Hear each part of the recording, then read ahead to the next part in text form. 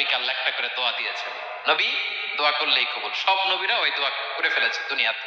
বিশ্বনবী বলেন আমি করি নাই, আমি দুনিয়ার বুকে কঠিন বিপদে পড়েও কোনোদিন করি নাই। আমি আমার স্পেশাল দোয়াটা কিয়ামতের দিন আমার গুনাহগার উম্মতকে সুপারিশের জন্য রেখে দিয়েছি।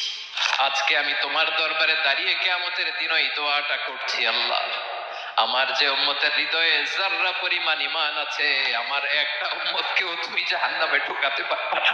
পাগলের রান খাচ্ছিলেন, খেতে খেতে বিশ্বনবী বলেন আনা সাইয়্যিদুন নাস ইয়াউমাল কিয়ামা, আমি কিয়ামতের দিন সর্বশ্রেষ্ঠ হব, মানুষের মধ্যে সর্বশ্রেষ্ঠ সেরা আমি বিশ্বনবী। আলহামদুলিল্লাহ পড়েন। বিশ্বনবী বলেন সেদিনটা বড্ড ভয়ঙ্কর। সেদিন কেউ কারো কোনো উপকারে আসবে না, বন্ধু বন্ধুর কাজে আসবে না, স্ত্রী স্বামীর উপকারে আসবে না, স্বামী স্ত্রীর উপকারে আসবে না, পীর সাহেব মুরিদরে বাঁচাতে পারবে না, মুরিদ পীর সাহেবরে বাঁচাতে পারবে না, নেতা কর্মীর পরিচয় দিবে না, কর্মী নেতার পরিচয় দিবে না, ভাই বোনকে চিনবে না, বোন ভাইকে চিনবে না, বাবা তার সন্তানকে চিনবে না, মেয়েকে দেখে মা দৌড়ে দৌড়ে পালাবে। বড্ড ভয়ঙ্কর দিন। বিশ্বনবী বলবেন জমিনটা এখনকার মতো থাকবে না, পুরো জমিনটা সমান হয়ে যাবে, ফ্ল্যাট। এখন তো গোল, তখন ফ্ল্যাট।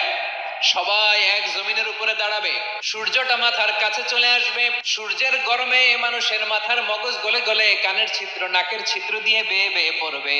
সবাই হয়রান পেরেশান ক্লান্ত শ্রান্ত। মানুষগুলো বলবে বাঁচার কোনো উপায় নাই।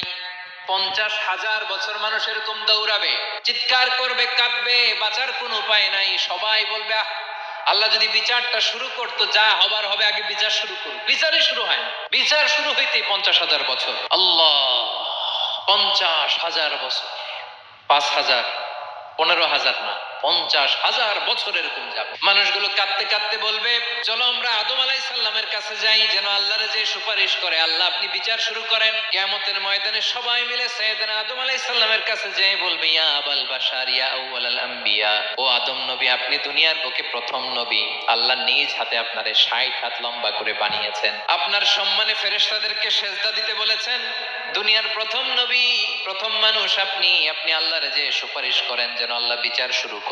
আদম আলাইহিস সালাম বলবেন আমি পারবো না, কারণ আল্লাহ আমাকে একটা নিষিদ্ধ গাছের কাছে যেতে নিষেধ করেছিল, আমি ভুল করে এই গাছের ফল খেয়েছি। নাফসি নাফসি, আজকে আমার কি হবে আমি জানি না, আমি বড় লজ্জিত। আমারে যদি আল্লাহ জিজ্ঞেস করে কেন খাইছিলাম, আমার কোনো উত্তর নাই, তোমারে বাঁচামু কেমনে আমি? নবীরা থারথার করে কাঁপবে সেদিন। আদম আলাইহিস সালাম বলবেন আমি পারবো না, মাফ করো আমাকে, আমি পারবো না। ওই যে ভুল করে গন্ধম খেয়ে ফেলেছি, নিষিদ্ধ গাছের ফল খেয়ে ফেলেছে, আমি বড় লজ্জিত অনুতপ্ত, আমি পারবো না। আজকে আল্লাহ এত রাগান্বিত হয়েছে, আগে কখনো আল্লাহ এত রাগান্বিত হয় নাই, ভবিষ্যতে আল্লাহ কখনো এত রাগান্বিত হবে না। আমি পারবো না, এক কাজ করো, তোমরা নূহ আলাইহিস সালামের কাছে যাও। কোন নবী? লোকেরা এবার পাগলের মতো দৌড়াতে দৌড়াতে আল্লাহর নবী নূহ আলাইহিস সালামের কাছে যেয়ে বলবে ইয়া নবী আল্লাহ নূহ আনতা আউয়ালুর রুসুলি ফিল আরদ, আপনি জমিনে প্রথম রাসূল। আদম আলাইহিস সালাম নবী ছিলেন, রাসূল ছিলেন না, এই দুনিয়ার বুকে প্রথম রাসূল ছিলেন আল্লাহর নবী নূহ আলাইহিস সালাম।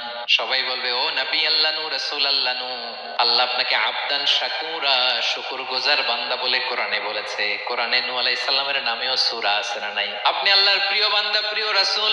দেখেন আমাদের কি দশা, ঘামতে ঘামতে শেষ, জমিনটা তামার জমিন, সূর্যটা মাথার কাছে, কি করবো আর পারি না, ঘামতে ঘামতে আর কত ঘামবো, কত দাঁড়িয়ে থাকবো। আল্লাহরে যে বলেন বিচার যেন শুরু করে। নূহ আলাইহিস সালাম বলবেন আমিও পারবো না, আমিও পারবো না, আমি আমার ছেলের জন্য এক কথা বলে ভুল করে ফেলছি। যখন মহাপ্লাবন হবে আমি বললাম আল্লাহ আমার কলিজার টুকরা সন্তান রে বাঁচান। আল্লাহ বললেন ও নূহ, সে তোমার সন্তান না,